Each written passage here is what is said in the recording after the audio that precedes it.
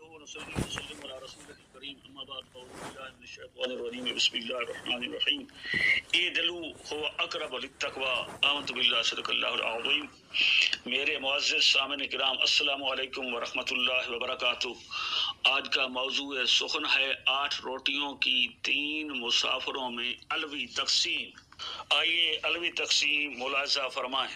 2 مسافر جن میں ایک کے پاس 5 روٹیاں بطور زادرہ تو دوسرے کے پاس 3 روٹیاں تھیں، دونوں کوفہ کے نواح میں بیٹھ کر لگے مل کر کھانا کھانے، تو ان میں ایک تیسرا مسافر بھی شامل ہو گیا۔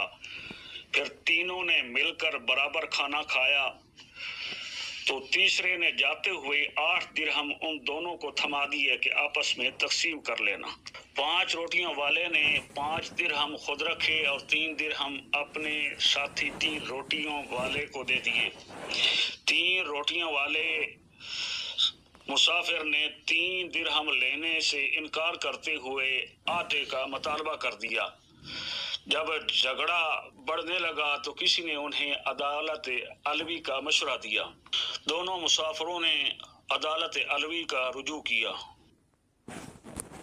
مسافروں نے عدالت علوی میں اپنا اپنا موقف بیان کر دیا تو علی مرتضیٰ کرم اللہ وجہ الکریم نے 3 روٹیوں والے مسافر سے فرمایا کہ تیرا دوست تو تجھے تیرے حق سے زیادہ دے رہا ہے، لے لے، ورنہ علوی فیصلے کے بعد تجھے لینے کے دینے پڑ جائیں گے۔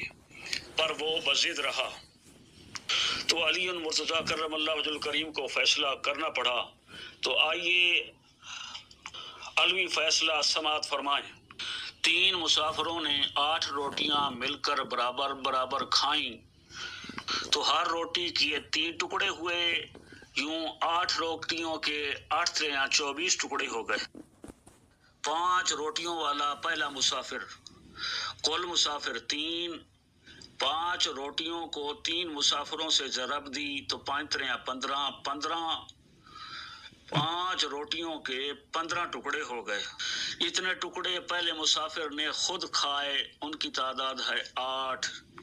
15 میں سے 8 نکالے گئے تو باقی رہ گئے 7 ٹکڑے، لہذا پہلے مسافر کا حصہ 7 درہم۔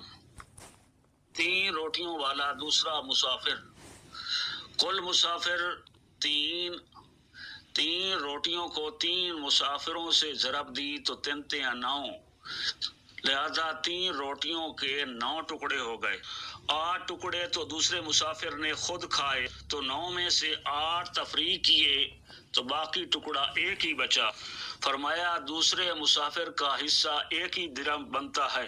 وہ جو 3 درہم لینے پر راضی نہ تھا، علوی فیصلے کے بعد 1 ہی درہم لینے پر راضی ہو گیا۔ ارشاد باری تعالیٰ ہے اعدلوا هو اقرب للتقوی، عدل کرو یہ قرب تقوی ہے۔ علی نے روٹی کے 1 ٹکڑے کے بھی ہیر پھیر نہیں ہونے دی، یہ ہے الوی تقوی، اسی کہتے ہیں عدالت علوی۔ اب جس کے جی میں آئے پائے وہ روشنی، ہم نے دیا جلا کے سر عام رکھ دیا، وما علیہ الا البلاغ المبین۔